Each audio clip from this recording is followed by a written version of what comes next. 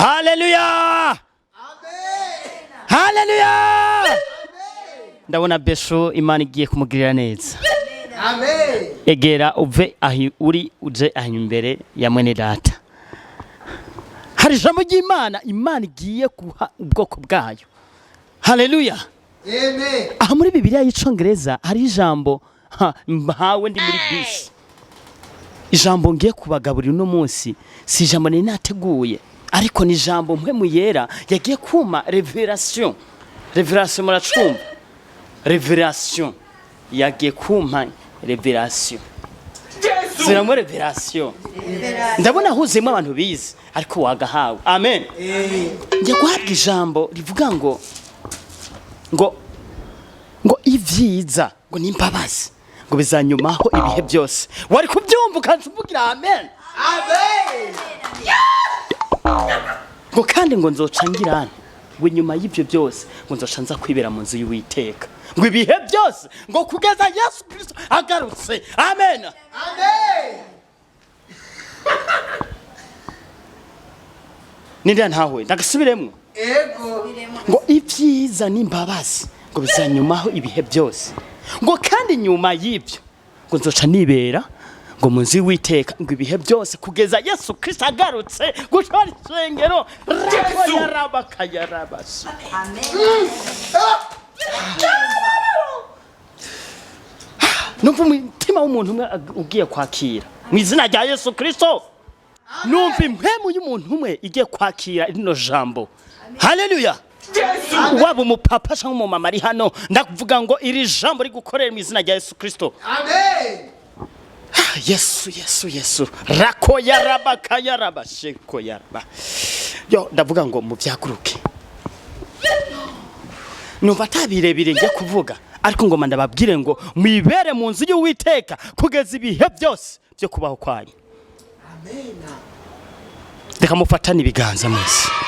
Ufate mugenzi wawe umubwire ngo tugiye kwibera mu nzu y'Uwiteka ibihe byose.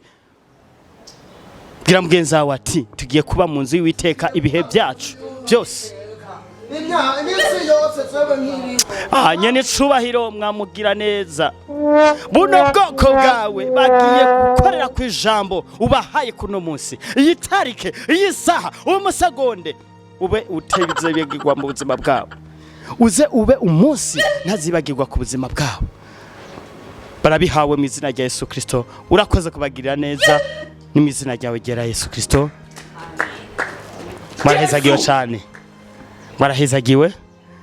Mugiye kwibera mu nzu y'Uwiteka ibihe byose.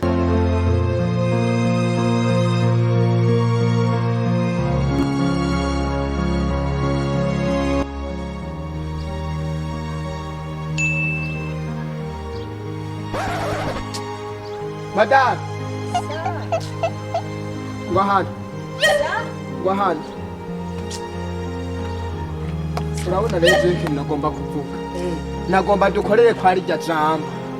Turikorere ko zimwe numva ndarambiwe kuba mwaya mazi ataraye amazu y'Uwiteka. Je byandambiye kweri. Sembora twohama tukahapa tukagenda mu ngoro y'Uwiteka tukiberaho. Je rijya jambo ryafashije cyane. Twimuke muri inzu yacu tugende kuba mu rusengero. Umviriza diregite nero pastor siko yatubwiye ngo byuku nibyiza nimbabazi bizanyoma ko imisi yose ngo nanze nzaba mu nzu nzaba mu nzu y'Uwiteka imyaka yanje yose nkiriho.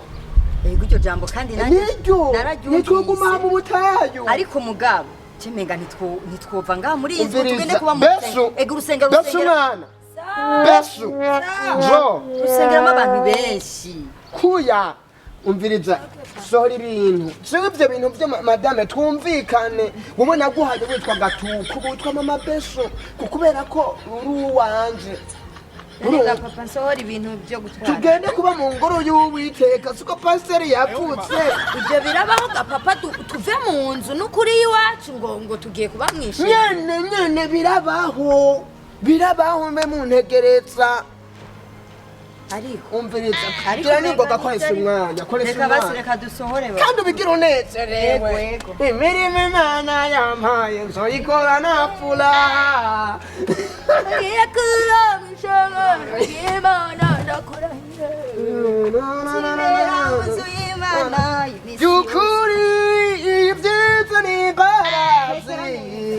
ibizo nyoma kw'imyaka yose nanze nzoba mu nzu y'Uwiteka imizi yo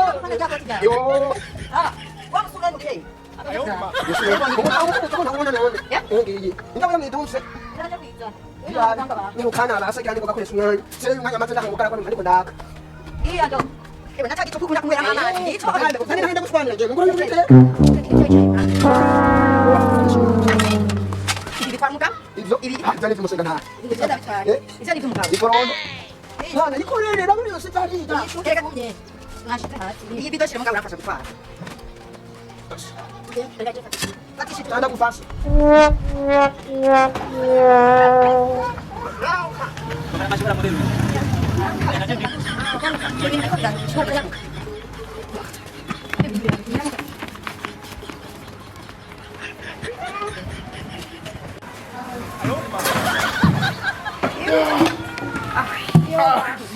Shimwa Mana kusikanye sezerano shimwa Yesu nagasani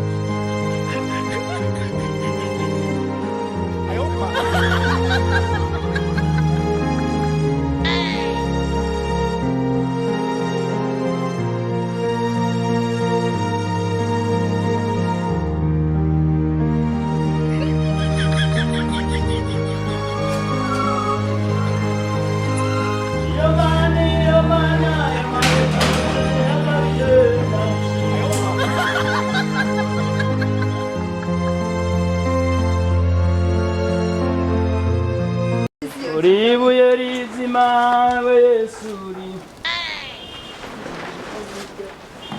ipitombeni yaha kweli nani yazanye nenga Yesu hari abantu bakoropa ngamwisengero kwe dufise n'abantu bubaka nani ibintu biki biroyi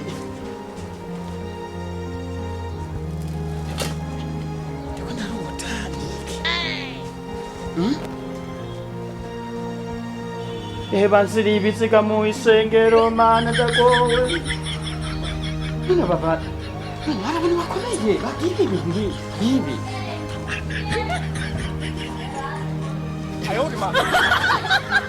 none telefone yabasa n'ukuri oya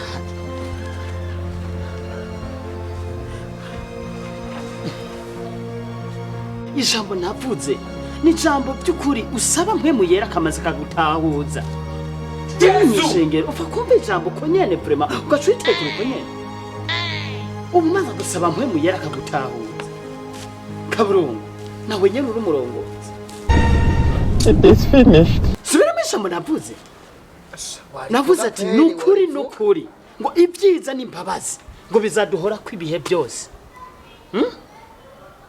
ngo kandi ngo nyuma yaho ngo nzoca nibera mu nzu y'Uwiteka ngo ibihe byose byo kubaho kwanje shimwa Yesu ko twakoze so wadusavye none navuze ngo Kaburungu ngo mwisengero yanje ngo wubake ngo zorerenga mate Madame Kaburungu kubera iki vraiment wemeye ibi bintu bikabuka ni jambo wowe watubwiye ati je misi yose nzobaho nzibera mu nzu y'Uwiteka turavuga ati kuba mu izinzu z'abana b'abantu sivyo ni aho nyene Madame Kaburungu aho nyene kwiri muri ryo jambo nyene ngoma ndaguha umuti ijambo navuze ngo kandi ngo inyuma yaho y'ivyo byiza byose ngo tuzobaho ngo tuzoca tuza twibera mu nzu y'Uwiteka kandi ko ndavuga iyi saha ni umunota no kuba mu bwami bwayo amen mukagendera ibyo Uwiteka ashaka mugakora ibyo agomba amen kuba mu nzu y'Uwiteka no kugendera ibyagezwe byiwe no kugendera amabwirizwa yiwe ndumiwe no gukora ibyiza ijoro n'umutaga no gusenga no kumva ijambo niko kuba mu nzu y'Uwiteka rero ngo ni ukwimuka yo mana yanje twabitabuye nabi yo mwese mugena mumaze imisi ngahe ngaha kuva ku wa Mungu twaciye tuza ku mugoroba ajya napfuye kukure kuguru musomoza n'imiryango yanya none yaba nk'abantu 10 ntimubona ko mwe hava ngira ibibazo Imana ishimwe ko haje na Zenama wari mu mubiri kweli ndagira ngo nkoze ibyo ushaka kumbe none sanze ka oyaye saba mpemuyera agutahuza Madame kandi ni wowe wabishyize abizi ko ari wowe wavuze ati tekera tugende urabizi n'uyu niwe niwe mutwe w'urugo uru n'urubavu rwawe ntubona ko rwakoze ndiratete y'urugo uru n'urubavu rwawe nakara ko mu mara yawe uvuze ijambo aryumva kabiri ko pasta je mu gutahura rero ndagira ko nananiranye nivyo natahuye hasi gaha dutekera imizigo dusubire gusa nk'abantu b'Imana twakiriye agakiza ibyo nshobora kuca ndabyanjajwa ko ariko bimpaye icigwa ko ubundi bwo tukwiye umuvyuro mu isengero kugira ngo mpemu yera yama dukoresha amen reka ndabasabe muvyaguruke mutekere ibyanyu byose musubire mu mihana yanyu tekere tugende rega mba ugende yewe yorodani hanyuma jewe isho ndobafasha ngo masibire ku kazi gatoya ndafasha pasta ko mugende twabipangura twito yego usanzwe dusanga Imana ibafasha cyane musaba Imana ubwenge ibatahuje cyane sivyo kandi mu kibikora n'inzigo ariko niza ko mwacakiye mugera gikora Mibido. Sa? Mibido. Hengija. Ingere yabo. Nenda kwa yisize nibi. Eka baba size mujisho. Henga yama bijaninga. Genda. Kandi ndakureka ko ngize. Igiti jaya bya kwichakura nicyo kiri ku mutwe. Ndagufasha. Nimuzane benda batwara. Kama tena ndio rahisi. Kuja kumpa na bila hata hinga kwa kusema. Nilio ni kuu.